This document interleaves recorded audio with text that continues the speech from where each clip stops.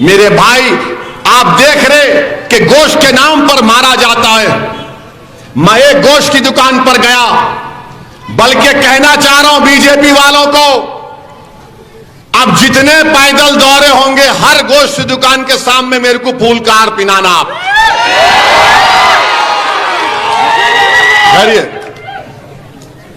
गोश्त की दुकान है, कारोबार कर रहा हूं ने, कुरैश ब्रादरी वाले, उनका बरसों उनका वही है कारोबार ने। आप वहां जाके बोले रेहान बीफ शॉप मुबारक, अरे क्या है उसमें?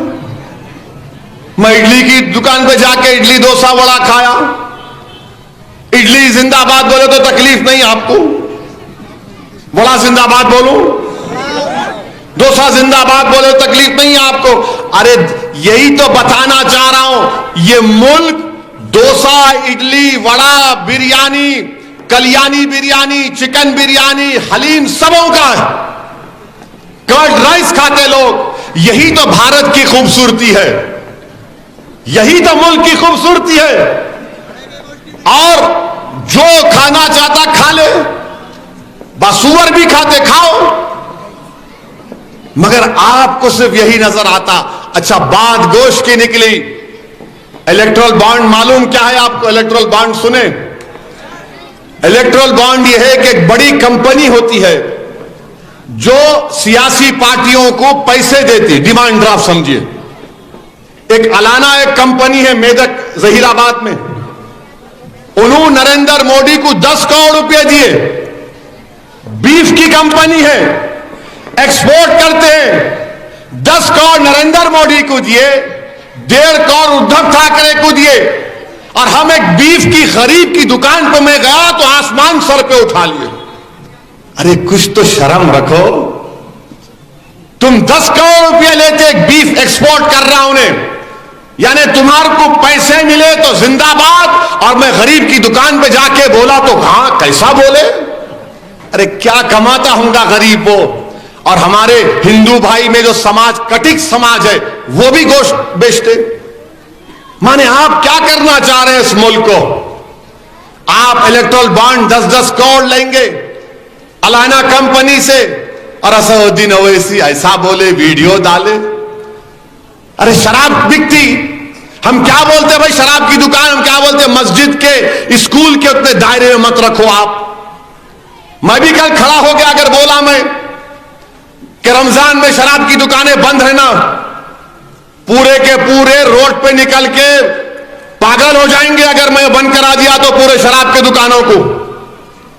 आप समझ रहे हम नहीं बंद करा सकते, हम एहतजाज नहीं कर सकते। हम जानते हैं ये जमहूरियत है, कानून के लिहाज से काम करना है।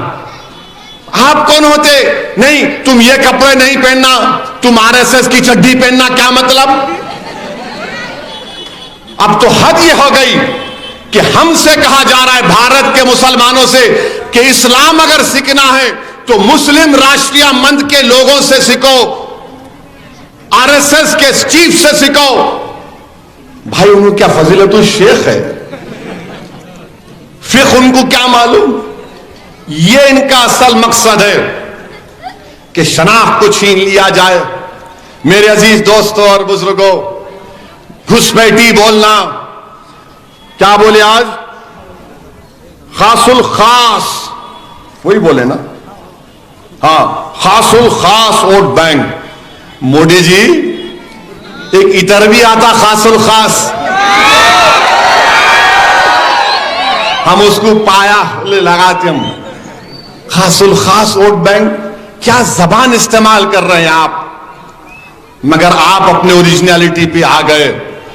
आप बता दिए कि आप हीरो नहीं हैं, आप बता दिए कि आपका असली चेहरा यही है।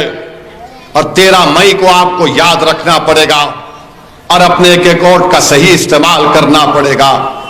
आप अंदाजा लगाइए क्या क्या बोला जा रहा है।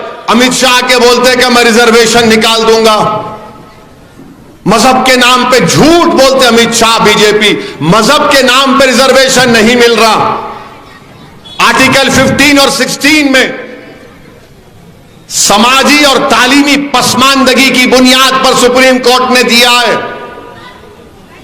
और मुसलमानों को नहीं, मुसलमानों में जो जात बरादरी है, कृष्णन की रिपोर्ट है, एक एंथ्रोपोलॉजिस्ट बोलते हैं अंग्रेजी में, उन्होंने रिपोर्ट बनाई थी, उसके बावजूद भी बोलते नहीं। क्यों? क्योंकि बीजेपी आरएसएस इस बात को पसंद नहीं करती। मोदी को नफरत है अगर कोई बच्चा तेलंगाना का, आंध्रा का डॉक्टर बन रहा है जिसका नाम असदुद्दीन ओवैसी है, कोई इंजीनियर बन रहा है, नफरत है, कोई पुलिस कांस्टेबल में रिजर्वेशन से कांस्टेबल बन रहा है, नफरत है, कोई टीचर बन रहा है, नफरत है, कोई डीएसपी बन रहा है, नफरत है, कोई आरडीओ बन रहा है, एमआरओ बन रहा है, नफरत है, कोई नर्स बन रहा है, नफरत है। माने ये कुछ नहीं करना तो क्या करना? हम नहीं, पंक्चर की दुकान पे तुम बैठना। अरे नहीं, मेरे बाप दादा पंक्चर की दुकान पर बैठे होंगे, मगर आज उनका बच्चा डॉक्टर भी बनेगा, इंजीनियर भी बनेगा, ताकतवर बनेगा इंशाअल्लाह ताला।